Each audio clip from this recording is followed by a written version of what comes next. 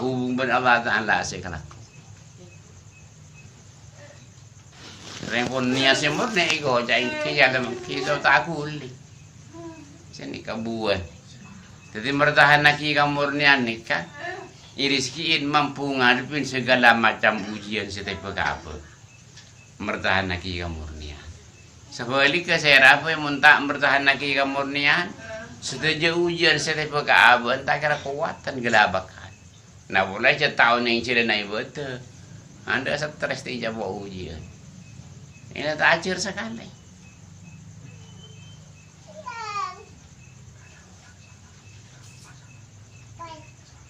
Jadi usaha audit dengan alam dunia secara ikhtiar usaha setia abnaullah roh orang semerdeka orang semerdeka abnaullah roh merdeka audit tak tertuntut audit jadi buat masyarakat itu total kalau ada nikah ibaratnya hati nggak nikah. Sekiranya aki abe selanjeng. Ya benar mula ahror nikah selanjeng sampung kalau Allah Rasuli odin. Luar solat belum solat sebelum dan pakun nikah pakun nyampung. Beliau beri ayusahi mal muslimin bisa ro'udoro.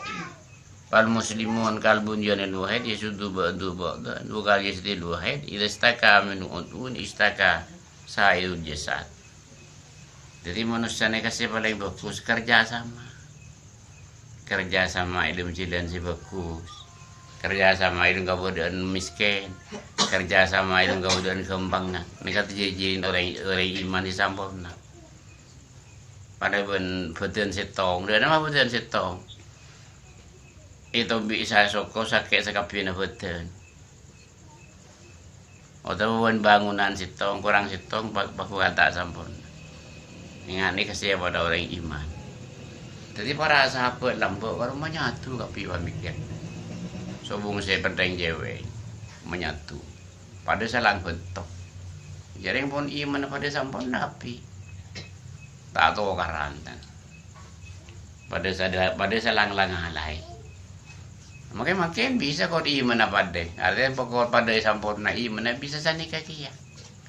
Jika tak apa deh iman kita apa ada. Cuk repu menang besar. Orang yang repu menang ni kenyambanya abna dunia. Repu junang menangan. Nikah. Para sahabat ni ngak nikah kapi ke badan.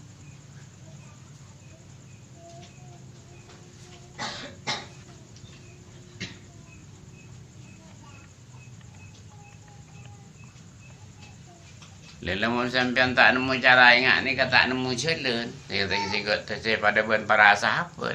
Sampean sibing ngapiaki betul ni. Ngapiaki betul. Dia bertakung ni.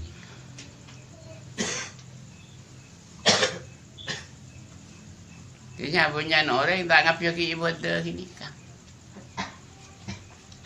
Bila tak ngapiaki betul saya rabu tak terproses kerohanian. Artinya rohani tak bangkit. Kelahiran kedua tak lahir lagi. Tetapi artinya tak tutup artinya. Minta ngafiaki ibadah saya apa ini. Artinya tutup.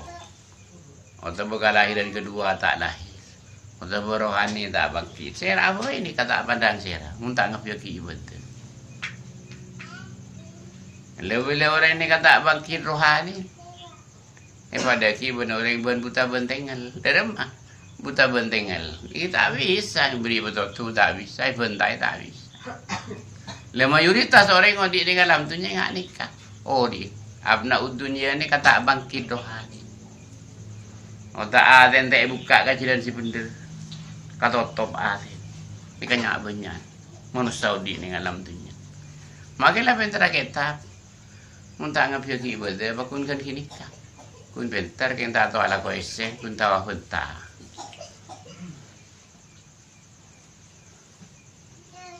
Lekan ku ibu kaatin makin aku jadi abnaullah roh judul le semola.